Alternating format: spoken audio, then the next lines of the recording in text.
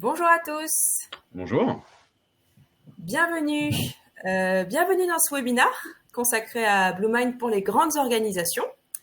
Alors le temps que tout le monde arrive tranquillement, je vais donner quelques petites informations pratiques. Donc pour ma part, moi je suis Leslie Saladin et je suis la responsable du marketing de Bluemind. Et c'est Fabrice Tégon qui apparaît au-dessus de moi sur mon écran, qui animera ce webinaire. Il s'agit de notre directeur projet. Et donc, d'ailleurs, on donne des webinaires assez régulièrement pour vous présenter différents aspects de Bluemind. Donc, vous pouvez rester connecté, notamment via notre newsletter, nos réseaux sociaux, pour ne pas manquer les prochains webinaires que l'on donne. Et pendant le webinaire, je vous donnerai aussi le lien vers notre chaîne YouTube, sur laquelle vous retrouverez les vidéos de nos webinaires précédents. Donc, pendant ce webinaire, moi, je ne serai pas sur scène, je serai dans les coulisses pour vous donner des informations un peu complémentaires à ce que Fabrice va vous expliquer. Parce qu'on ne peut pas tout dire en 45 minutes et que chez Bluemind, on produit beaucoup de contenu, aussi bien des articles de blog que des conférences, d'autres webinaires, comme je le disais, des vidéos tutos. Donc, il y a forcément des sujets qui vont attirer votre oreille quand Fabrice va vous les expliquer. Donc, je vous invite à consulter le chat. Alors, pour y accéder, je vois qu'il y a déjà plusieurs personnes qui l'ont trouvé. En bas à droite de votre écran, vous avez la fenêtre avec le bouton chat. Et donc là, vous pourrez retrouver toutes les informations que je vais vous pousser complémentaires à ce que Fabrice va vous expliquer. Et pendant le webinaire, vous pouvez aussi avoir des questions, des choses qui vous interpellent, qui vous interrogent. Dans ce cas, je vous invite à les poser non pas dans le chat, parce qu'il y a beaucoup de choses qui vont être diffusées dans le chat et on risque de les perdre, mais juste à côté de l'onglet chat, tout en bas à droite, vous avez un autre onglet qui s'appelle questions. Et là, ça vous permettra de poser vos questions et on les traitera toutes à la fin du webinaire. On pourra y répondre en direct, on pourra y répondre par écrit. Donc, posez-les bien au bon endroit de manière à ce qu'on soit sûr de ne pas les perdre. Mais posez-les quand elles vous viennent. N'attendez pas la fin, hein, comme ça, on est sûr de les avoir. Le dernier point que je voulais aborder, non, en fait, c'était les questions. Voilà, je me suis noté de bien rappeler qu'il fallait poser des questions. Donc, voilà, c'est ça, c'est des questions. N'oubliez pas de les poser. Sur ce, je pense que j'ai fini. Je vais m'éclipser pour rejoindre le chat, justement. Et Fabrice, je te laisse la parole. Très bien. Eh bien, merci Leslie. Donc, bonjour à tous et bienvenue donc à ce webinaire consacré aux enjeux de la messagerie dans les grandes organisations. Je suis donc Fabrice Tégon, directeur de projet chez Bluemind, comme Leslie l'a dit. Auparavant, j'étais responsable de l'équipe messagerie au ministère de l'Intérieur, donc une organisation plutôt très grande. Donc maintenant, mettre en place une messagerie dans une grande organisation, c'est faire face à des contraintes multiples, des contraintes techniques et organisationnelles, évidemment, de par la taille en fait de la structure, et surtout des contraintes fonctionnelles de par la multitude de profils utilisateurs et de contextes métiers, et donc de besoins à couvrir. On doit faire face à de fortes adhérences à telle ou telle fonctionnalité et accompagner la plupart du temps par une adhérence à tel ou tel outil. Tout ça avec des exigences de sécurité évidentes, entre guillemets. C'est donc tout l'objet de ce webinaire, ce que Bluemind propose comme solution à toutes ces contraintes propres aux grosses structures. Je vais d'abord rapidement vous présenter qui nous sommes pour vous indiquer ensuite ce que Bluemind vous apporte comme solution pour faire face à tous ces enjeux et puisse répondre parfaitement à votre besoin. Bluemind est la société éditrice du logiciel du même nom, Bluemind, qui est donc une messagerie collaborative d'entreprise open source made in France. Nous avons donc à cœur de répondre à vos attentes en termes de besoins collaboratifs et de souveraineté numérique. Toute la R&D est en France, majoritairement à Toulouse. Il n'y a aucune sous-traitance. Nous avons donc la maîtrise globale de notre solution. Il n'y a aucune dépendance à des fournisseurs. À titre d'exemple, nous avons la maîtrise d'Exchange Active 5, par exemple, qui est le protocole de synchronisation des smartphones, qui est entièrement développé en interne. Nous avons plusieurs partenaires en France, en Allemagne, en Belgique, donc nous sommes essentiellement implantés en Europe, mais également en Afrique. Nous avons plusieurs centaines de références, allant d'administrations publiques comme des ministères ou des mairies, à des entreprises privées, de la PME à la grosse structure comme la forêt, par exemple. Le panel de clients, donc en termes de volume, de contexte métier et donc de besoins à couvrir est assez large et nous permet d'avoir une expérience très forte sur les projets de messagerie. C'est ce qui nous amène à l'objet de ce webinaire, se concentrer sur les enjeux de la messagerie dans les grands groupes et partager avec vous ce que la diversité de nos projets, et notamment les projets pour les grandes structures, nous a apporté et nous permet aujourd'hui de vous proposer une solution pleinement adaptée à vos besoins fonctionnels et contextuels. Ce qui va caractériser les grandes organisations, les grands groupes, c'est qu'ils sont grands. Et là, vous voyez que vous allez apprendre beaucoup de choses à ce webinaire. Plus sérieusement, les exigences en termes de gouvernance, de cadre réglementaire et réglementé, et surtout les contraintes de volume utilisateur et les contraintes de volume de données générées en conséquence, font qu'une solution de messagerie collaborative adaptée pour 1000 utilisateurs ne marchera pas pour 10 ou 100 000, juste en ajoutant des ressources. On ne peut pas transformer une Clio en Formule 1 en essayant de booster le moteur et en mettant des gros pneus. Il faut une solution pensée pour répondre aux exigences et contraintes des grands groupes, une solution adaptée au contexte des grandes structures. Les erreurs classiques en open source, ou pas en open source d'ailleurs, sont de croire qu'on peut se limiter donc à jouer sur le dimensionnement, d'une part, et aussi d'utiliser telle ou telle techno à la mode pour avoir une bonne solution.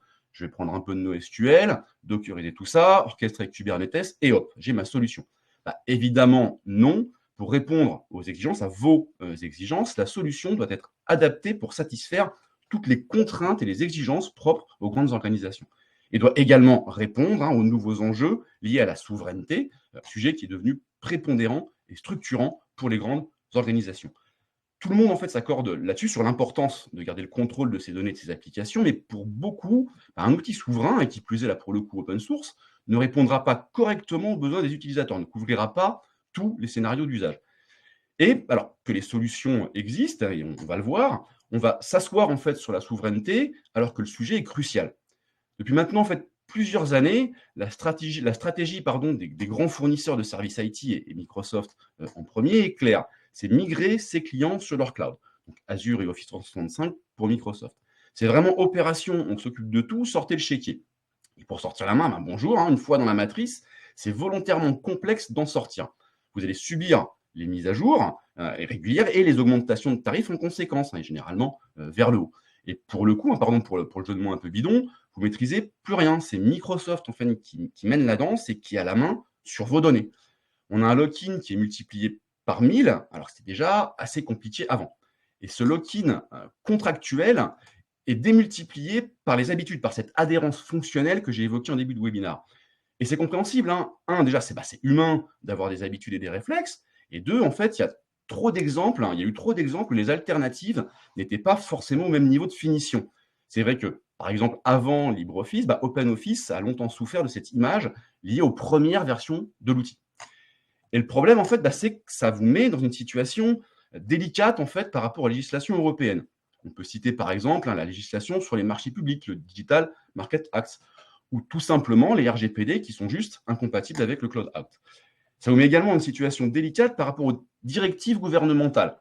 On peut citer par exemple la note du Premier ministre qui a interdit aux administrations l'utilisation d'Office 365.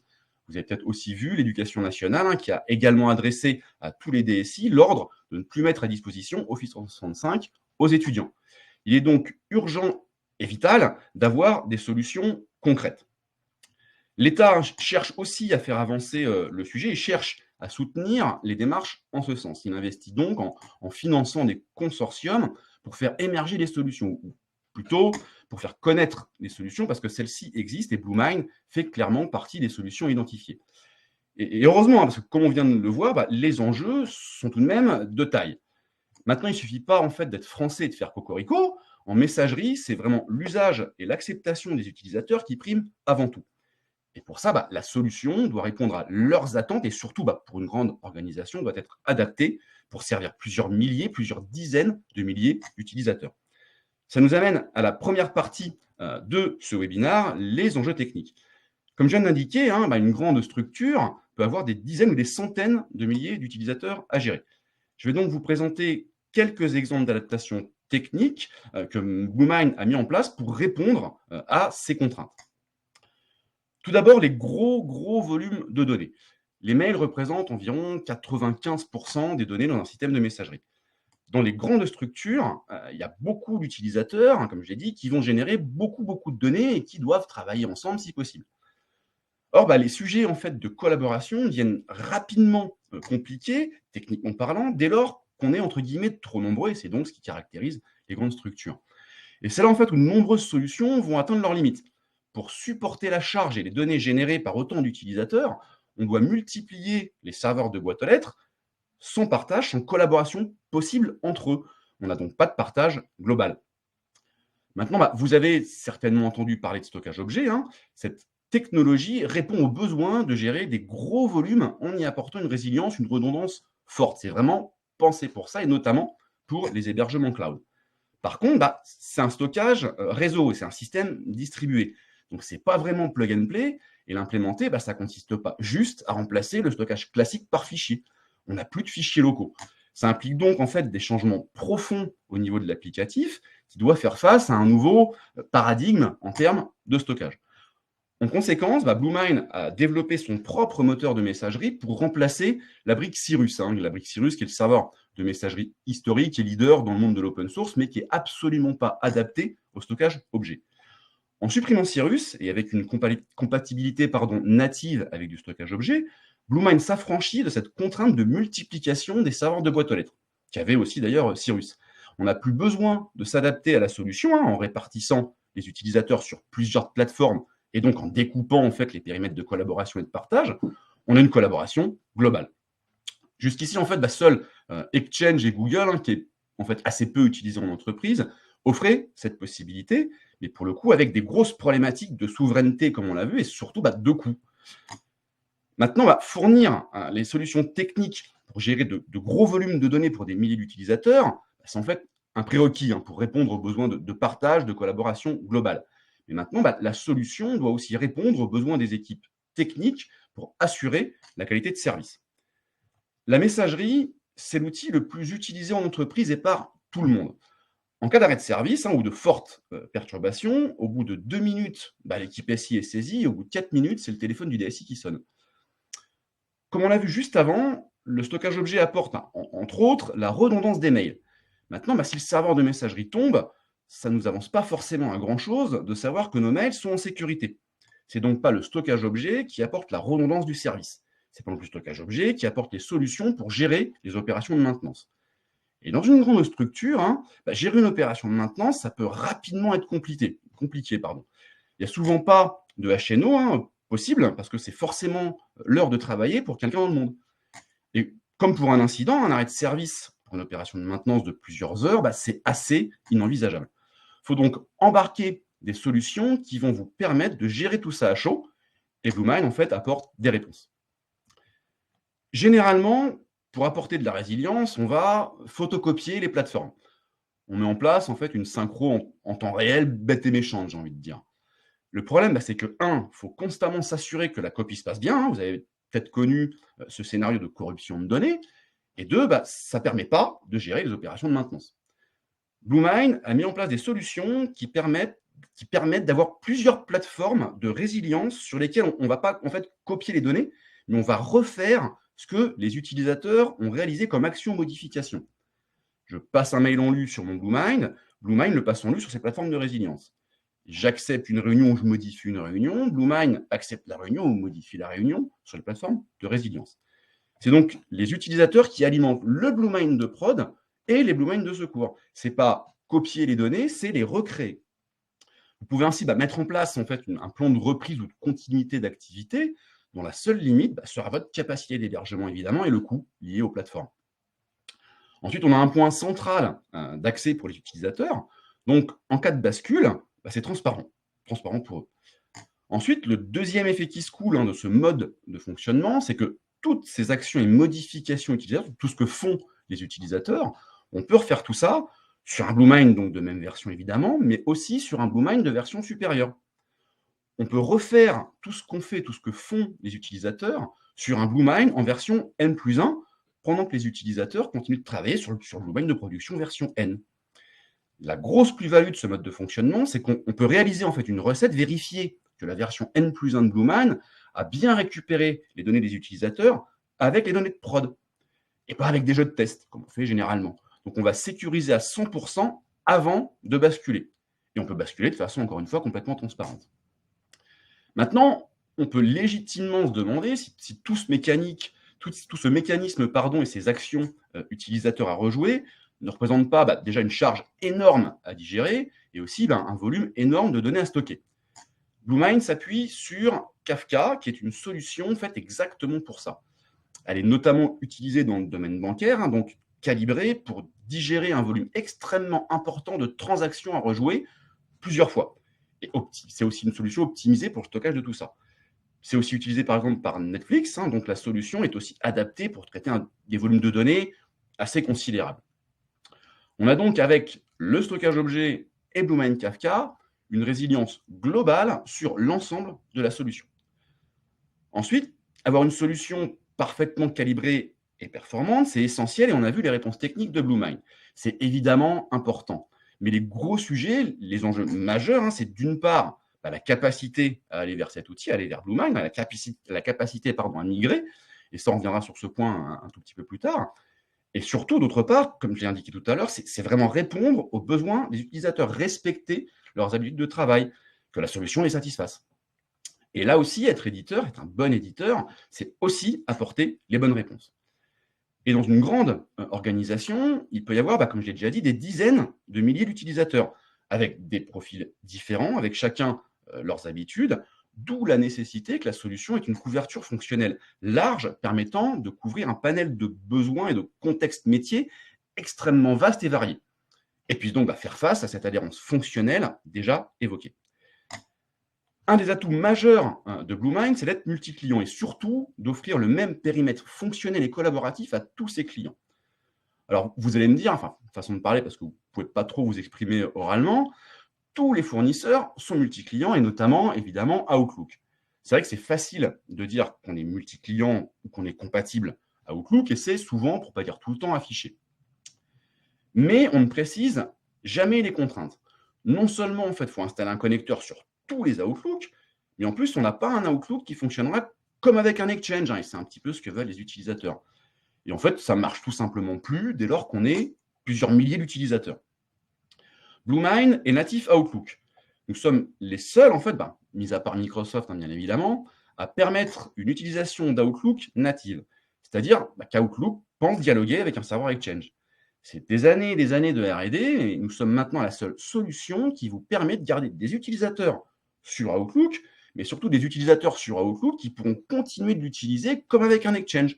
Donc, sans changement, en satisfaisant leurs habitudes liées à la richesse fonctionnelle d'Outlook. Par exemple, la vue multi-agenda et le transfert d'invitation, par exemple. Ensuite, je disais que Bluemind est multi-client, mais multi-client, ce n'est pas que Outlook. Surtout, on apporte le même niveau fonctionnel avancé qu'Outlook aux autres clients. L'objectif, c'est d'avoir la même richesse fonctionnelle qu'Outlook partout et une collaboration globale. On a donc, par exemple, le même niveau fonctionnel sur Thunderbird, par exemple. On a également, bien évidemment, l'utilisation des clients lourds sur les appareils mobiles avec l'utilisation du protocole Active5, comme je l'ai déjà dit. On crée un compte Exchange. Alors, pour être encore plus précis, en fait, on a implémenté notre Exchange Active5, donc un Exchange Active5 optimisé pour Bluemind et pour l'accès aux différentes fonctionnalités, le multi-agenda sur smartphone, par exemple. Et enfin, évidemment, on a un client web avec un webmail moderne, convivial, réalisé en suivant les principes du X-Design. Donc, penser utilisation avec des utilisateurs et avec un comportement propre au format smartphone, donc en fait, il est web responsive, donc parfaitement adapté aux appareils mobiles, ce qui en fait vous laisse le choix d'utiliser ou non les clients lourds des téléphones. Si on lit entre les lignes, cette capacité à supporter plusieurs clients, et notamment Outlook en natif, vous donne l'opportunité d'avoir une conduite du changement évolutive. Vous allez pouvoir conserver une partie de vos utilisateurs sur leurs clients préférés, satisfaire leur adhérence aux fonctionnalités avancées d'Outlook, et progressivement et en douceur, faire évoluer les habitudes. Et par exemple, enfin atteindre ce Graal convoité par nombre de nos clients, pour ne pas dire presque tous, le full web. Et pourquoi pas aussi, enfin, penser à passer sur des postes de travail Linux et économiser pas mal de licences Windows.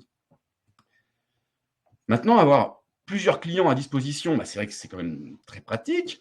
Avoir des belles interfaces c'est agréable et surtout c'est utile, mais pour quelle fonctionnalité offerte? J'en ai pas mal parlé. Les utilisateurs ne se limitent plus à envoyer quelques mails par jour. Comme je l'ai déjà évoqué, ils ont une adhérence fonctionnelle aux outils existants et pour une grosse majorité, bien évidemment, à Outlook. Et ils ont des habitudes de travail, des façons de faire. Si par exemple des secrétaires ne peuvent plus, comme j'ai dit, transférer des invitations, continuer à gérer les calendriers des autorités comme ils ou elles ont l'habitude de le faire, ça va être rapidement compliqué. On doit également maintenant répondre à des besoins avancés en termes de fonctionnalités de messagerie collaborative classiques, entre guillemets, donc mail, agenda, contact, qui vont en fait maintenant très loin avec de nombreux scénarios en fait complexes. Par exemple, niveau agenda, une réunion récurrente le troisième lundi du mois, avec une exception à la deuxième occurrence, où on a changé la date, l'horaire, rajouté un participant et rajouté une pièce jointe avec l'ordre du jour. Et bien sûr, il faut pouvoir faire tout ça depuis tous les clients, et notamment les appareils mobiles. Ensuite, depuis le premier confinement, les outils pour communiquer et collaborer ont juste explosé. On a de la visio, on a de la téléphonie sur IP, on a de la messagerie instantanée, on a du Drive pour les plus connus. Et toutes ces briques doivent interagir et doivent avoir des données communes. C'est vrai que si j'envoie un mail à mon collègue Jean Dupont, c'est quand même un petit peu mieux si en visio, je retrouve le même Jean Dupont. Et c'est encore mieux si en invitant Jean Dupont à une réunion, je peux ajouter directement Jean Dupont dans ma visio, ajouter un lien vers une visio et un lien aussi vers le Drive qui contiendra l'ordre du jour. Et la messagerie, en fait, est aujourd'hui classiquement le point de départ, le point d'accès principal à tous ces outils, parce que, comme je l'ai dit, c'est l'outil numéro 1, toujours ouvert sur les postes de travail. BlueMind permet cette interaction et cet accès unifié à ces applications. Alors, pour une présentation vraiment détaillée du produit, n'hésitez surtout pas à nous solliciter et dans un premier temps, à aller voir le lien que Leslie a dû pousser dans le chat. Indépendamment du collaboratif, BlueMind apporte également toute une série de fonctionnalités orientées professionnelles, pensées pour simplifier la vie de vos utilisateurs et optimiser la productivité globale. Et voici quelques exemples. La signature d'entreprise permet de centraliser la gestion des signatures de vos utilisateurs. Ça permet en fait de gérer l'image que l'on va donner à nos correspondants externes au travers de nos signatures. Et autrement, en fait, qu'en donnant un modèle à copier-coller à tous nos utilisateurs. La signature, c'est la carte de visite. On peut d'ailleurs déléguer cette gestion aux équipes communication ou marketing et gérer aussi différents types de signatures pour différents types d'utilisateurs. On sait aussi gérer des ressources, des salles de réunion, des véhicules. C'est vrai que c'est un peu évident, mais surtout, on sait avoir une gestion automatisée des ressources. C'est-à-dire qu'on va définir en fait des règles simples pour accepter ou refuser automatiquement une demande de réservation. Par exemple, accepter automatiquement une réservation de salle si celle-ci est dispo. Et inversement, refuser si elle est déjà occupée ou si la demande intervient en dehors des heures ouvrées. On a également la corbeille double fond qui permet de récupérer les éléments supprimés par erreur et également vidés par erreur. Ou l'envoi de fichiers volumineux, au lieu de passer en fait par WeTransfer, on met en pièce jointe notre fichier volumineux que BM va transformer automatiquement en lien de téléchargement. Alors, ce sont que quelques exemples rapides, je ne vais pas tout détailler. Et pour en savoir plus, Leslie a déjà dû pousser quelques liens intéressants dans le chat qu'une nouvelle fois, je vous invite à aller consulter.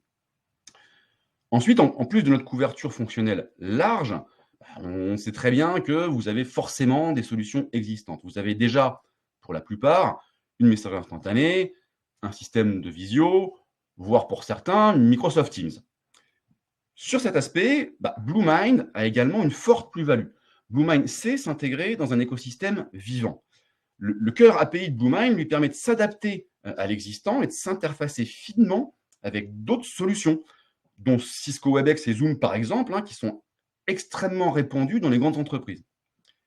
Et ainsi, BlueMind saura s'intégrer parfaitement dans une digital workplace où vous permettra d'étendre le périmètre fonctionnel en ayant une interaction poussée avec des applis métiers, par exemple, ou des solutions collaboratives maison. À titre d'exemple, les acteurs suivants, vous voyez, on propose en fait des solutions collaboratives souveraines et de qualité, que vous connaissez d'ailleurs peut-être déjà. Ces éditeurs offrent BlueMind comme solution de messagerie dans leur digital workplace. Tous ces éditeurs ont voulu faire du mail, compléter leur offre avec la solution la plus utilisée en entreprise, la messagerie. Et puis, ils se sont rapidement rendus compte que c'était un métier, que fournir une messagerie d'entreprise, c'est assez compliqué. Ils ont donc choisi Bluemind afin d'offrir une digital workplace complète et souveraine.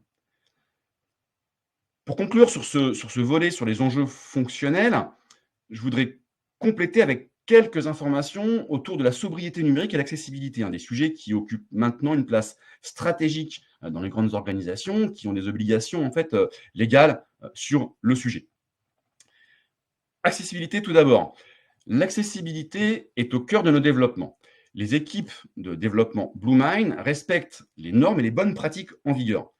Le webmail est ainsi entièrement accessible par des utilisateurs malvoyants ou non-voyants. Alors, ça a un impact non négligeable sur la charge des équipes front-end, mais ça nous permet d'avoir une avance considérable par rapport à toutes les solutions du marché. Ensuite, en termes de sobriété numérique, pareil, un sujet qui devient prépondérant et pour cause, on a déjà plusieurs fonctionnalités existantes, comme celle que j'ai décrite juste avant. Le petit cadeau bonus, par exemple, de la signature d'entreprise, ça va vous permettre d'alléger le poids des mails internes. Le détachement de pièces jointes, les fichiers volumineux, ça va vous permettre d'économiser de la bande passante et de l'espace disque. Ou encore l'optimisation du stockage que Bluemind a mis en place, stockage objet ou pas stockage objet, et qui permet de réaliser des économies de 30 à 40% au niveau de vos disques. Mais on a également aussi et surtout tout un panel d'outils en cours de développement et l'implication de Bluemind dans le projet Zéro Carbone Email. Alors, pour plus de détails et voir que Bluemind mène de vrais chantiers sur le sujet, je vous invite à aller lire l'article sur le sujet. Et je pense que Leslie a déjà dû vous pousser un lien dans le chat. Maintenant, avoir un périmètre fonctionnel riche et large et une solution accessible et socialement et écologiquement responsable, c'est une très bonne chose et un très bon point pour nous. Que la solution aussi techniquement tienne la charge. Mais maintenant, gérer des dizaines de milliers d'utilisateurs, ça ne se fait pas exactement de la même manière qu'avec une centaine. C'est un contexte un tout petit peu plus complexe. Ça nous amène à la deuxième partie de ce webinaire, comment Bluemind répond aux spécificités, aux contraintes des grandes structures en termes d'administration et ce que Bluemind propose comme solution aux équipes techniques.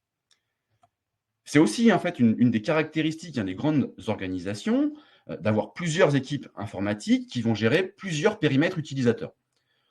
On a très souvent une organisation pyramidale et hiérarchisée.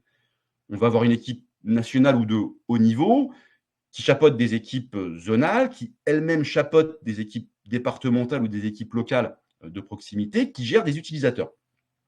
Par exemple, on a l'équipe parisienne en centrale qui fournit les solutions, un service au niveau régional, par exemple et au hasard le Sud-Ouest, qui apporte un support technique aux équipes locales de toute la région, dont Toulouse, encore au hasard, qui, elle, va s'occuper des utilisateurs toulousains. Apporter des solutions qui seront s'adapter à cet environnement et avoir une vision structurée de l'ensemble, c'est indispensable. Bluemind fournit des interfaces graphiques qui vont vous permettre de mettre en place ce découpage des équipes informatiques et de respecter l'organisation en place. Chaque équipe pourra gérer son périmètre utilisateur et pas celui du voisin, et les équipes de haut niveau auront une vision globale. Pour aller plus loin, Bluemind permet aussi de définir des niveaux d'administration fonctionnelle différents. Pour reprendre l'exemple, l'équipe toulousaine pourra administrer ses utilisateurs toulousains, mais pas les groupes. Et on peut aussi, par exemple, limiter les actions que l'équipe pourra réaliser sur ses utilisateurs. On peut ainsi pousser loin, dans le détail, le niveau d'administration fonctionnelle qu'on souhaite donner aux équipes de proximité. On n'est pas obligé de leur donner les pleins pouvoirs et tous les droits d'administration. Alors, depuis tout à l'heure, je présente tout ce que Bluemind a mis en place pour répondre à vos besoins, les besoins techniques, les besoins des utilisateurs, les besoins des administrateurs. Mais j'en ai rapidement parlé en début de webinaire, un sujet généralement assez délicat et difficile à gérer, surtout dans une grande structure, c'est la migration. Dans une grande entreprise, c'est pas trop possible de migrer d'un coup. On ne peut pas migrer en one shot, en big bang, des dizaines de milliers d'utilisateurs. Il va donc nécessairement y avoir une phase de transition. Encore une fois, vous avez peut-être déjà connu cette problématique, on doit lisser la migration. Une partie des utilisateurs reste sur l'ancien système et on avance progressivement par partage d'huile, par plaque utilisateur. Et il faut trouver et mettre en place des solutions pour savoir qui est où et faire en sorte que les mails arrivent au bon endroit. Bluemind vous apporte les solutions clés en main qui vont vous permettre de gérer cette transition de façon centralisée. Bluemind saura qui est sur Bluemind et qui ne l'est pas encore. On peut donc ainsi industrialiser facilement ce passage de l'ancien système vers Bluemind, ce qui simplifie énormément l'administration de tout ça et représente encore une fois un gain de productivité conséquent au niveau des équipes techniques. Et si vous êtes dans ce cas de figure en fait où des autorités et leurs collaborateurs proches sont accros à Outlook, parce qu'ils sont accros à Outlook et les fonctionnalités et pas forcément à Exchange, je rappelle rapidement que cette migration vers Bluemind vous donnera l'opportunité de les laisser sur Outlook, ce qui constitue souvent le point de blocage pour migrer vers une autre solution qu'Exchange, parce qu'ils veulent garder Outlook avec les mêmes fonctionnalités. Par exemple, c'est vrai que c'est difficile de faire passer un cabinet ministériel ou une secrétaire de ministre sur un webmail. Alors, tout ça, en fait, c'est vrai que c'est bien joli, mais quand on migre, la phase de passage de l'ancien système vers Bluemind est tout de même assez importante. C'est vrai qu'il vaut mieux éviter de perdre des données en route. Et c'est aussi beaucoup mieux de limiter au maximum les perturbations. En résumé, avoir la capacité de basculer sur Bluemind de façon maîtrisée est tout aussi important que de répondre aux exigences inhérentes des grandes organisations. On doit aussi apporter des solutions aux équipes techniques pour gérer correctement et sereinement cette transition. En tant qu'éditeur, Bluemind procure un outil de migration clé en main. Il vous permettra de réaliser votre migration aux petits oignons. Déjà, il sait reprendre des données de plusieurs solutions. Exchange, bien évidemment, mais aussi Zimbra, Cario, Copano, voire Lotus Notes pour les plus nostalgiques. Bien sûr, on va reprendre tout ce qui est données brutes, entre guillemets, mail, agenda, contact. C'est vrai que c'est indispensable, évidemment, dans le cadre d'une migration, mais c'est insuffisant. Et c'est pour ça que Bluemind Migrator, le petit nom de notre outil de migration, c'est aussi récupérer tout ce qui est contexte utilisateur. Les filtres, les notes, les messages d'absence, ce qui est plutôt pratique lorsqu'on effectue une migration pendant les congés, mais aussi les signatures, et surtout tout ce qui va être délégation et partage. Et ça représente une plus-value énorme. L'outil permet également d'effectuer des migrations à blanc pour vérifier que tout va bien avant d'appuyer sur le bouton. Il sait aussi fonctionner en différentiel, ce qui vous permet de migrer la grosse majorité des données en amont et de finaliser ensuite sur un temps très court. Alors maintenant, pour plus de détails sur ce sujet, je vous invite encore une fois à aller voir les liens que Leslie, encore une fois, a dû pousser sur le chat, et notamment les webinars dédiés à la migration et qui sont animés par Fabrice Thégault. Bluemind fournit donc les solutions qui vont vous permettre de lisser et maîtriser votre migration dans le temps, de s'assurer de la qualité de celle-ci. Et c'est là, en fait, où Bluemind sait aussi répondre aux enjeux organisationnels. La migration touchant tout le monde, sécuriser la reprise des données, savoir reprendre le contexte utilisateur et minimiser les perturbations, voire les gommer, c'est quand même avoir les bonnes cartes, pas mal de bonnes cartes en main pour réussir sa migration et s'assurer de la bonne acceptation de l'outil par les utilisateurs. Pour poursuivre sur ce volet des fonctionnalités d'administration, une fois la solution en place, on a vu qu'il y avait tout ce qu'il fallait pour l'exploiter correctement, mais encore une fois, il y a un existant en place, un contexte technique existant, et la solution doit être capable de s'intégrer dans ce contexte. À commencer par la supervision. Vous avez forcément déjà des applications qui tournent. Et généralement, dans une grande structure, on va avoir des équipes dédiées à la supervision, qui vont dérouler en fait des procédures en cas d'alerte avant d'escalader si jamais le problème perdure. Bluemind, d'une part, fournit les outils sur étagère pour superviser l'implication et tout l'interne de Bluemind. Et on va très loin dans le détail de ce qu'on supervise. On supervise en temps réel, mais on accède également à tout l'historique pour voir l'évolution des indicateurs et détecter d'éventuels pics de charge suspects. Et en parlant de pics suspects, on fournit également tout ce qui est audit log, qui permet d'avoir une traçabilité des actions utilisateurs et administrateurs. On peut suivre par exemple un mail de bout en bout ou voir les actions qu'un admin a réalisées. Je pense que cette traçabilité va certainement faire très plaisir à vos équipes SSI. Et bien sûr, comme je disais, on fournit également tout ce qu'il faut pour se greffer sur vos solutions existantes, que ce soit via nos API ou via des sondes Nagios, par exemple, qui est une solution relativement répandue dans les grandes organisations. D'ailleurs, pour compléter cette mise en place dans votre contexte, pour compléter ce point, dans les grandes structures, c'est aussi assez courant d'automatiser au maximum certaines tâches. On automatise via des scripts ce que font certains outils de maintenance, afin de ne pas faire des tâches rébarbatives aux équipes techniques qui ont certainement mieux à faire pour occuper leur temps, quoi. Notre outil BMCLI vous offre la possibilité d'automatiser tout un tas de commandes, que ce soit les opérations de maintenance, réparer une boîte aux lettres par exemple, des opérations d'exploitation, sortir les statistiques, ou des opérations d'administration pour réaliser des traitements en masse par exemple. Et on peut pousser très loin l'intégration dans votre contexte. En termes d'administration et d'exploitation, BlueMind vous procure donc tout un panel d'outils qui permettra aux équipes techniques, à toutes les équipes techniques, de réaliser correctement leur mission. Alors, j'ai parlé rapidement des équipes SSI, c'est une magnifique transition, et je vous propose donc d'aborder très rapidement la dernière et courte partie de ce webinaire, les enjeux de sécurité dans les grandes structures. La sécurité, c'est un enjeu qui prend de plus en plus d'ampleur. Et heureusement, on a tous les jours ou presque des exemples d'attaques subies par des entreprises de toute taille, là pour le coup. Et sur tous les projets, messagerie ou pas d'ailleurs, il y a d'un côté les enjeux liés au projet et un calendrier à tenir, et de l'autre, des directives SSI qui peuvent être perçues comme lourdes ou difficiles à respecter. BlueMind est pensé pour s'adapter à votre contexte de sécurité. D'un point de vue technique, la souplesse de BlueMind vous permettra de respecter les règles définies par la SSI et les bonnes pratiques en termes de sécu. On réconcilie enfin les équipes projet et les équipes SSI. Par exemple, on sait séparer les briques applicatives du serveur d'accès pour ne pas exposer l'appli et ses données, par exemple.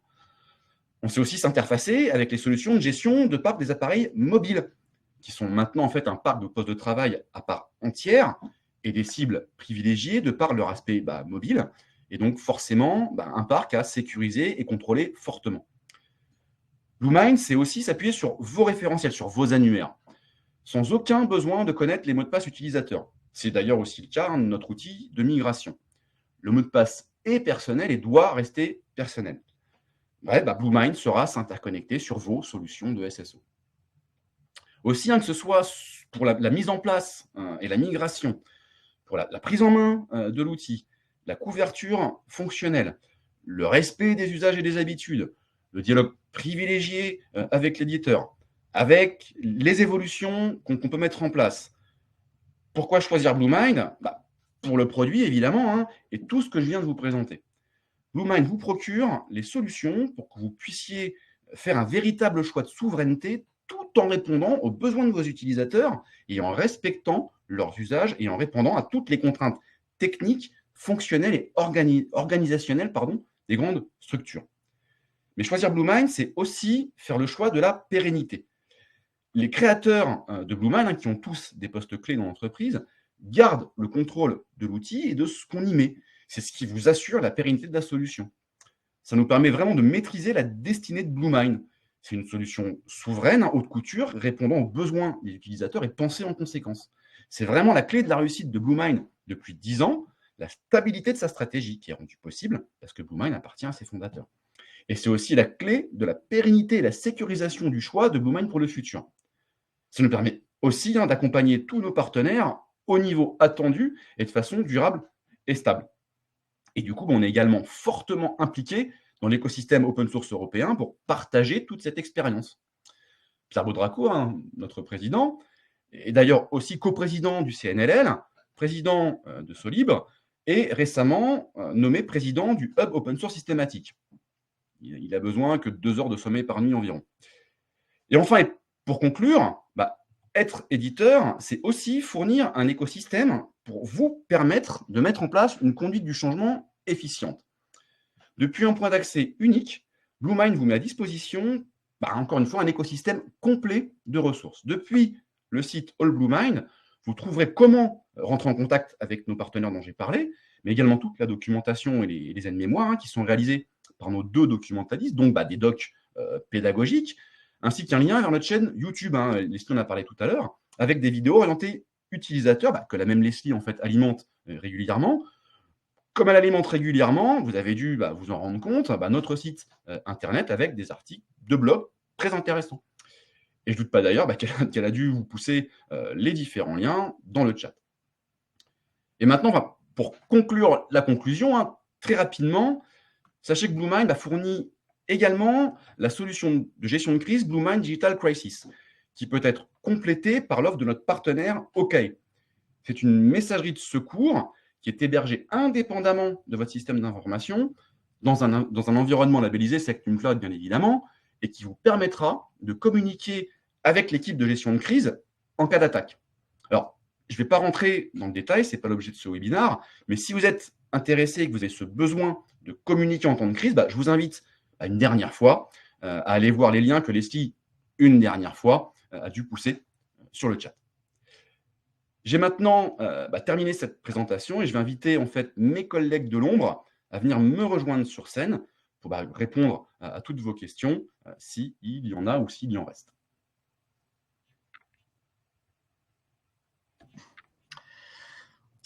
Bonjour, est-ce que vous m'entendez? Moi, oui. Ok, moi j'imagine que oui. J'allume ma lumière. Bon, je propose de prendre la main pour. Il y a eu plusieurs questions dans l'onglet questions, de commencer par celle-ci. Les gens ont bien suivi les consignes de Leslie. Alors, dans l'ordre, la première, ActiveSync est-il soumis à une licence pour fonctionner? Alors, ça, c'est ce que plusieurs croyaient, parce que notamment Zimbra faisait payer des coûts supplémentaires ou la partie connectivité mobile. En fait, il n'y a pas besoin d'une licence pour fonctionner avec ActiveSync. On peut l'implémenter comme ceci. Par contre, Microsoft permet une certification. Et il y en a pas mal qui prennent cette certification parce que, en gros, c'est une assurance d'avoir les infos de modification de protocole en amont et de pouvoir passer les tests de validation officielle. Parce qu'il faut savoir que le protocole ActiveSync évolue pas mal. Je crois qu'on est en version 16 maintenant. Donc, c'est pas du tout quelque chose de figé. La dernière version va, par exemple, apporter le fait de pouvoir synchroniser un brouillon entre un mobile et le serveur. Donc, je peux commencer à rédiger sur le mobile, je retrouverai le brouillon. Voilà. Donc, il y a des choses comme ça qui évoluent. Et nous, on n'a pas cette certification, mais on connaît très très bien ce protocole, puisqu'on a implémenté cette brique, ça fait longtemps, et donc on suit les évolutions et les tests sur les différents périphériques. Donc il y a une question, on a répondu en chat, la taille. Pour dire une grande organisation, donc c'est à partir de 10 000 ou lorsqu'on parle en dizaines de milliers. Question suivante, pourquoi l'abandon de Cyrus? Je connais des organisations de grande taille où Cyrus est encore utilisé. Oui, certes, sauf que Cyrus aujourd'hui accuse réellement son âge. Nous, on l'a beaucoup utilisé, on l'utilise encore en prod dans la 4. Mais aujourd'hui, Cyrus a pas mal de lacunes. Les 4 principales, la première, c'est qu'il a une architecture technique très dépassée. En gros, à chaque connexion IMAP, il associe un process. Donc, si vous avez des milliers de connexions, ce qui arrive vite, puisqu'un client peut en plus ouvrir plusieurs connexions, on arrive à beaucoup de process. Donc, c'est très coûteux en RAM, c'est très coûteux en scalabilité. Ensuite, Cyrus stocke ses données, fonctionne avec un stockage local. C'est un système fichier. Du coup, lorsque vous voulez faire du stockage objet ou du stockage réseau ou autre, c'est très, ça marche pas. Nous, on avait implémenté le stockage objet dans Cyrus. Donc, ça résolvait une partie, sauf que en fait, toutes ces métadonnées, par exemple, les points, signes, les fichiers pour dire si un mail dans une boîte est lu, etc., sont toujours traités en local. Donc, Cyrus est câblé en dur pour fonctionner avec ces fichiers en local, ce qui fait que même si vous voulez passer en stockage objet réseau, vous avez toujours ça en local. Et lorsque vous voulez faire du cloud, avoir des composants qui stockent leurs fichiers en local, en gros, c'est assez incompatible sur le principe. Troisième point, c'est que le format de mail de Cyrus est un format immuable. Et en fait, ça pose de gros sujets parce que typiquement, quand vous voulez supporter Outlook, Outlook, lui, il va pouvoir ajouter des informations autres sur les mails qu'on ne va pas savoir stocker avec Cyrus. On ne peut pas tout stocker dans les entêtes. Par exemple, vous rajoutez un antivirus, l'antivirus, il va venir stocker une info pour dire est-ce que j'ai déjà traité ce mail ou des choses comme ça. Et lorsque votre format de stockage ou de représentation d'un email est fixe côté serveur, où on ne peut pas l'étendre, stocker de nouvelles choses, vous êtes bloqué sur tous ces sujets-là. Donc, en gros, vous pouvez dire au revoir à un vrai, typiquement déjà par défaut support d'Outlook, en plus de tous les sujets perf, etc. Et lorsque vous voulez essayer de faire des choses plus avancées, mais par exemple, lorsqu'on va s'interfacer avec des plateformes collaboratives ou autres, il y a besoin de pouvoir stocker ou gérer un peu plus d'informations sur les messages. Et le dernier point, c'est ce qu'a dit Fabrice, c'est le côté partage, où Cyrus, son univers à lui, un serveur Cyrus, c'est lui-même, son back-end. Lorsque vous avez plusieurs serveurs Cyrus, quand vous voulez commencer à gérer pas mal de volume, eh bien, ça pose un problème, c'est-à-dire que les serveurs ne se connaissent pas entre eux. Alors, Cyrus a une couche qui s'appelle Murder, qui permet d'essayer d'avoir un index centralisé, mais c'est très problématique, c'est pas super fiable, et dès que vous avez un sujet, en fait, ça casse les index de tout le monde. Donc, en termes de prod, aujourd'hui, en gros, c'est pas du tout recommandé, quoi. Et puis, ça a quand même beaucoup de contraintes de gestion et de maintenance. Donc, pour toutes ces raisons, cette brique qui était avec nous depuis le début, on l'a supprimée. Et sur tous ces points-là, du coup, on est beaucoup plus performant. On n'a plus cette contrainte de localisation des boîtes aux lettres pour savoir avec qui je peux partager. On peut étendre les messages et donc du coup les fonctionnalités. Et on peut fonctionner en mode cloud, en mode réseau avec un vrai stockage cloud, c'est-à-dire que nous, les mails sont dans du stockage objet, les métadonnées sont en base de données. Donc, on n'est plus du tout sur un stockage fichier local. Ensuite, toutes les actions possibles depuis le webmail sont-elles implémentées sur Thunderbird? Alors, toutes non, parce qu'on ne peut pas faire toutes, mais vraiment au maximum. Comme a dit Fabrice, nous, l'enjeu, c'est de supporter ce que fait Outlook. Et il faut savoir qu'Outlook va quand même bien plus loin que les différents autres clients. C'est pas juste de l'ergonomie, il y a vraiment des fonctionnalités auxquelles les utilisateurs sont rattachés. Et sans parler du classique rappel de messages, mais il y a des fonctionnalités typiquement. Je reçois une invitation à un rendez-vous, à une réunion dans Outlook. Je peux la transférer soit en tant que message, mais surtout lorsque je la transfère, c'est une action fonctionnelle. Ce n'est pas un transfert de mail, c'est un transfert d'invitation qui va déclencher tout un process fonctionnel. Donc, typiquement, ça revient à dire, j'ai l'invitation que j'ai reçue, en fait, je la délègue ou j'invite quelqu'un d'autre, ce qui fait que l'organisateur reçoit une notification pour dire, ah ben tiens, Pierre Baudraco a délégué sa participation ou propose que ce soit Fabrice qui le représente, l'organisateur peut accepter ou refuser, etc. Donc, il y a pas mal de choses comme ça, un peu cachées dans Outlook, qui sont du vrai fonctionnel. Donc, nous, tout ça, on l'implémente dans le webmail, puisque là, on a la main complète. Dans notre nouveau webmail, on va très, très loin. Mais côté Thunderbird, ça, il y a des choses qu'on ne pourra pas faire, parce que là, ça veut dire toucher au menu de base et pas juste rajouter des exceptions sur de la périphérie. Par contre, on va quand même très loin dans Thunderbird, typiquement, toute la partie collaborative. On vient plugger notre agenda et on n'utilise pas l'ancienne brique, Lightning, qui est quand même très limité par rapport à ce qu'on peut faire aujourd'hui en termes d'agenda. Et le gros intérêt, c'est que du coup, les utilisateurs, qu'ils soient dans Thunderbird ou en mode web, ils ont exactement le même agenda, au pixel près, donc avec les mêmes couleurs, les mêmes vues, qu'on va pouvoir sauvegarder, la même gestion des ressources, la même gestion globale. Et ça, c'est très intéressant lorsque vous gérez les transitions, le passage de clients lourds à web, etc. Donc, il n'y a pas besoin de reformer les gens. Donc voilà, sur tout ça. Je me permets juste de compléter. On avait un webinar qui s'appelait Transformer Thunderbird en champion collaboratif, qui montrait notamment plein de choses que Bluemind sait faire avec Thunderbird. Alors je vais pas vous donner le lien parce que il date il y a 2 ans et donc il y a beaucoup de choses nouvelles qui ont été implémentées depuis. Donc ce serait dommage de vous donner quelque chose d'obsolète. Cependant, on va le remettre sur le devant de la scène, ces webinars. On va sûrement le refaire et donc on traitera spécifiquement le sujet de Bluemind et de Thunderbird pour vous montrer justement tout ce qu'on est capable de faire, tout ce qu'on sait faire avec Thunderbird. Et puis, l'importance aussi, nous, de le gérer directement, c'est que, du coup, on gère toutes les versions. Alors, c'est pénible, hein, parce que souvent, ils reécrivent pas mal de parties. Donc, il y a des plugins spécifiques à des versions. Mais dès qu'une version sort, en fait, elle est supportée par Bluemind, par la nouvelle version de Bluemind. Donc, ça, c'est intéressant.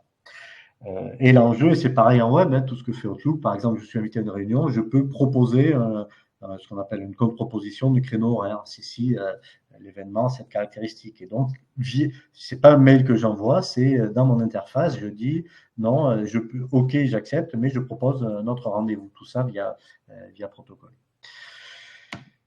Ensuite, Zoom ne pose pas de problème similaire à Office 365. Alors, j'imagine que c'est par rapport au sujet souveraineté ou autre. Ben si, c'est une société américaine. Il y a eu pas mal de sujets d'accès à des données, d'enregistrement ou sauvegarde de données personnelles. Maintenant, ça, on va dire que c'est le choix des clients. Nous, l'enjeu, c'est de s'interfacer avec tout ce qui existe, avec toutes les solutions utilisées. Donc, on a une interface avec Teams, on a une interface assez évoluée avec Zoom, faite avec eux d'ailleurs conjointement, c'est ça l'intérêt d'être éditeur aussi. Et on va également supporter, c'est ce qu'on a fait en premier, les applications open source comme Jitsi ou autres. Mais si, il y a des problèmes, sauf que là, c'est au client de décider entre son confort, ses habitudes d'utilisation et les autres sujets. C'est vrai qu'après, en termes qualitatifs, il n'y a pas encore d'équivalent à Zoom, même dans le monde propriétaire et dans le monde open source, sur la qualité vidéo sur des très grands nombres d'utilisateurs, certaines fonctionnalités. Mais maintenant, nous, l'idée, c'est de supporter ceux que les clients ont. Et d'ailleurs, on peut supporter dans un Bluemind plusieurs visios différentes. On peut avoir la gestion de différentes visios. On trouve ça dans des ministères, des visios restreintes, des visios publics plus larges, etc.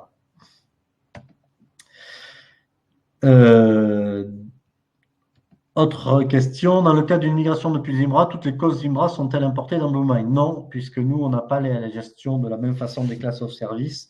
Donc, on importe les données directement, quel est le quota, etc. Mais on n'a pas d'import des classes de service. Quel est le degré d'intégration de Bluemind à un AD? Alors, il est très élevé, puisqu'on sait fonctionner en mode synchronisation globale, en mode incrémental, gérer les différents cas. On sait gérer le SSO Kerberos, donc l'authentification unique. On peut se plugger dans un univers Microsoft ou Windows AD. Et du coup, lorsque je me connecte, même en web, je suis automatiquement logué. On sait gérer les mises à jour, on sait gérer différentes politiques. Donc, et c'est assez optimisé puisqu'on gère des gros volumes. Donc ça, on est très bien intégré avec un AD. Avec un LDAP aussi d'ailleurs. Alors, peut-on mettre en place des politiques de mots de passe? Oui, tout à fait. On a un plugin d'ailleurs sur la marketplace. Je peux le mettre d'ailleurs peut-être dans le chat puisqu'on a quelques plugins complémentaires. Voilà, c'est un plugin qui permet de gérer les password policy et leur vérification. Ça fait un moment, c'est depuis Bluemind 3.5. Autre question. Sera-t-il possible d'améliorer la gestion d'identité multiple sur mobile et sur Outlook? Alors, nous, on a une gestion complète des identités, mais qu'on gère évidemment, qu'on gère côté serveur et accessible via web. Sur mobile, là, ça dépend quand même de l'application qui est utilisée, donc je ne sais pas spécialement répondre. Et sur Outlook, je pense que quand on répond, si on a plusieurs identités, alors on ne peut pas les gérer, mais par contre, on peut les choisir. Voilà, mais on n'a pas déporté l'application de gestion, de définition des identités au niveau du client Outlook. Ensuite, bonjour, nous sommes en cours de migration de OneMail MDMon vers Bluemind et rencontrons quelques problèmes. Vous confirmez que les éléments partagés d'une mode mail, dossier, calendrier, agenda, même s'il y en a plusieurs dans la boîte mail, peuvent bien être migrés en automatique. Alors oui, et on a des outils qui migrent. Après, là, il faut voir, on ne peut pas répondre de façon générique, chaque cas de migration est différent. Je ne sais pas de quel projet on parle. Mais en tout cas, les outils permettent de reprendre à peu près toutes les données. Après, comment ils sont joués, comment était organisée la migration, qu'est-ce qui a été décidé, etc. Ça, je peux pas vous dire. Mais l'outil gère voilà, les mails, les agendas, les carnets d'adresse, les droits, les ACL, le répondeur, etc., etc.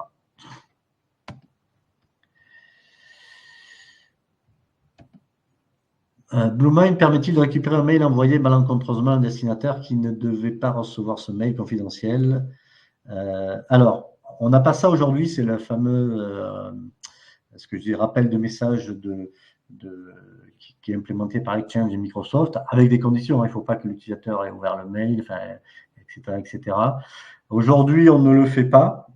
Il y a un côté un peu limite, d'ailleurs, dans cette fonctionnalité, le fait de rentrer dans la boîte aux lettres de quelqu'un. Mais ce n'est pas impossible qu'on le fasse. On a prévu de le faire. On n'a pas encore décidé comment, parce que pour répondre au cas présent, il y a deux possibilités. La première, c'est celle qui est intrusive, que fait Microsoft, de dire en fait, si le mail n'est pas lu ou autre, j'y vais dans la boîte et on le supprime. La deuxième, c'est de mettre une latence lorsqu'on envoie un mail. En fait, on gère une latence, par exemple, en 10 secondes.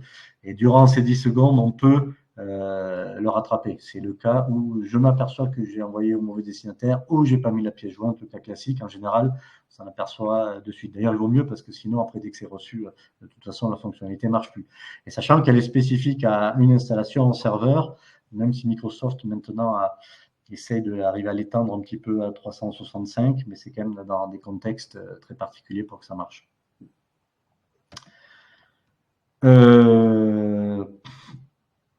Ah oui, alors attendez, ça défile en même temps. Beaucoup de questions. L'intégration native des calendriers extérieurs CalDAV est-elle prévue en roadmap? Alors, aujourd'hui, c'est plus que prévu, c'est quelque chose que l'on a déjà. On a une notion de calendrier externe qu'on sait aller synchroniser. Alors, c'est peut-être pas du CalDAV, est-ce que c'est des fichiers? Non, c'est peut-être des fichiers ICS qu'on récupère, ou c'est peut-être via CalDAV, je ne sais plus. Mais dans tous les cas, il faut bien voir, lorsque c'est une application externe, on ne pourra pas les gérer. C'est-à-dire qu'on pourra se synchroniser et venir les afficher. Par contre, on ne gérera pas l'écriture. On ne sait pas écrire sur un agenda, un serveur de calendrier externe, parce qu'on n'a pas la notion des comptes, etc. Ça, les gens ne le font pas. Donc, on sait venir l'afficher, ce qui est intéressant. Ça marche d'ailleurs avec les outils comme Doodle, tout un tas de choses, qui exportent leur calendrier, etc. Mais ça ne sera pas une gestion. Donc, c'est vraiment une intégration pour de la lecture d'agenda déporté. Et du coup, que vous pouvez mixer dans vos différentes vues Bluemind avec différents calendriers locaux ou externes. Ensuite, est-il possible de gérer des groupes de distribution de manière dynamique basés sur des valeurs d'attributs AD comme dans Exchange? Alors, aujourd'hui, on n'a pas la notion de dynamique. On sait gérer des groupes de distribution, ce qu'on appelle nous des listes de distribution au niveau des utilisateurs, mais on n'a pas encore cette notion dynamique. On réfléchit, c'est sans doute quelque chose qui viendra peut-être. C'est en gros, le groupe il est défini par un critère à tous les gens de tel service, et lorsqu'il y a une requête qui arrive là, elle est résolue en temps réel. Donc, ça viendra peut-être ou sans doute. Aujourd'hui, à l'instant T, on ne l'a pas.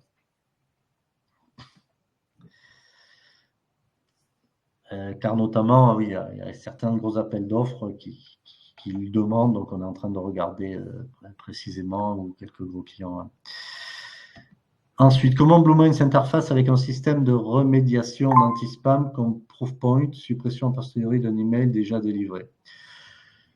Alors, il faut voir le Proofpoint, je ne sais pas. Et venir caler un anti-spam, antivirus devant, ça c'est ultra classique. Qui puisse accéder à une balle, là il faut voir selon l'outil pour venir faire ça. A priori, il ne devrait pas y avoir de contraintes ou contre-indications techniques, mais ça demande peut-être une certaine intégration avec les produits spécifiques. Donc là, je ne sais pas répondre par rapport à Proofpoint, typiquement. Sachant que Bluemind, on ne fournit pas, nous, d'anti-spam. Donc, dans tous les projets, en général, les clients ont déjà quelque chose. Donc, on va s'intégrer ou interfacer, que ce soit du checkpoint, de la run partout, etc. Et on est arrivé, je vais vérifier. On est arrivé au bout des questions. Ouais. On a toujours un peu de temps, hein, si d'autres vous viennent tout à coup. Alors, en attendant, voilà, si jamais vous avez des questions. Donc, pendant toute la présentation de Fabrice, je vous ai poussé des contenus dans le chat. Alors, j'ai poussé beaucoup de choses. Hein. Comme je vous disais au début du webinaire, on produit beaucoup de contenu chez Bluemind. Ce webinaire sera un contenu supplémentaire produit par Bluemind. Donc, vous recevrez dans peu de temps un email avec le lien vers le replay si vous voulez le revoir à tête reposée, réétudier des parties parce que c'est dense. Hein. On a dit beaucoup de choses. Et je vous remettrai également quelques liens sur les sujets qui vous ont particulièrement intéressé, je le vois au niveau des questions. Voilà, je vous apporterai un peu des compléments aussi dans les mails. Alors, Leslie, je vois une dernière question alors qui était dans le chat, mais comme je tombe dessus, ou c'est plus une remarque, il serait intéressant de pouvoir désactiver le calendrier natif de Thunderbird pour ne pas avoir les deux calendriers, éviter les erreurs des utilisateurs. On est 100% d'accord, c'était quelque chose qui était faisable avant. Aujourd'hui, ça ne l'est plus puisque Thunderbird a considéré que c'était un truc immuable. Et c'est vraiment dommage parce que ce n'est pas du tout au niveau de ce que proposent les outils propriétaires. Et du coup, on est obligé d'avoir ceci, même si on vient nous poser nos boutons et nos calendriers. Et effectivement, ça pourrait engendrer quelques erreurs. Mais ça, c'est...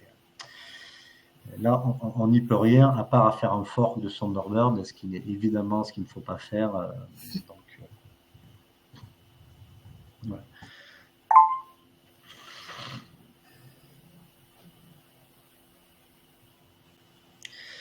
Donc, je pense que pas d'autres questions, on peut conclure. Je vois qu'il y a les premiers remerciements, mais merci à tout le monde de votre participation. Oui, merci. N'hésitez pas à revenir vers nous pour des questions plus précises. Je pense qu'on anime régulièrement ce type de webinaire. Comme Leslie a dit, on va faire sur Thunderbird. On va également parler de plus en plus des sujets collaboratifs au sens large, parce que comme l'a dit Fabrice, il y a plusieurs digital workplace ou des applications globales comme TopSpirit, Interstice, Jalios, Exo et d'autres qui sont en train d'intégrer Bluemind pour proposer également eux-mêmes une plateforme globale intégrant la brique de messagerie. Et donc, c'est des sujets sur lesquels on travaille beaucoup. Il y a l'intégration technique, mais également l'intégration fonctionnelle entre le mail, le chat ou autre, comment je passe de l'un à l'autre, comment je transforme un mail en conversation, etc. etc. Et puis tous les sujets de scalabilité, de technicité. Et... Merci à vous. Je vois que merci à tout le monde. Merci beaucoup. Je vois qu'on a des remerciements de partout, de la Réunion. De la Réunion, j'ai vu ça aussi, oui. Merci. Et donc, merci beaucoup. Merci beaucoup. Une très bonne journée à tous. Bonne journée.